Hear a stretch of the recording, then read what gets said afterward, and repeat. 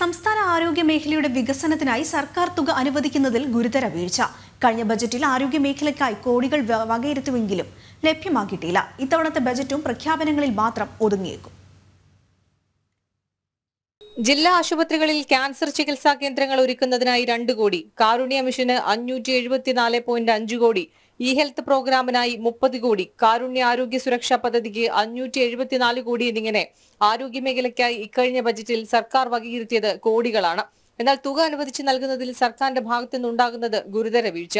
പദ്ധതികളുടെ നടത്തിപ്പിനായി തുക അനുവദിക്കണമെന്നാവശ്യപ്പെട്ട് ആരോഗ്യവകുപ്പ് ഡയറക്ടർ സർക്കാരിന് പലതവണ കത്ത് നൽകിയിരുന്നു. മതിയായ തുക അനുവദിക്കാതെ അപര്യാപ്തമായ തുക അനുവദിച്ചു നൽകുകയാണ് പതിവ്.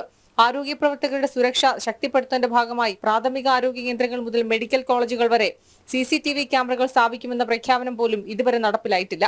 അടിയന്തരമായി നടപ്പിലാക്കേണ്ട പദ്ധതികൾക്ക് പോലും സർക്കാർ മതിയായ തുക അനുവദിക്കാത്തത് തിരിച്ചടിയാണ്. Institute for communicative and cognitive neuro സയൻസിന് ഉൾപ്പെടെ വകയിരുത്തിയ തുക നൽകിയിട്ടില്ല. സാമ്പത്തിക പ്രതിസന്ധി രൂക്ഷമായ സാഹചര്യത്തിൽ ഇത്തവണത്തെ ബജറ്റും പ്രഖ്യാപനങ്ങളിൽ മാത്രം ഒതുങ്ങുമെന്നതിൽ സംശയമില്ല.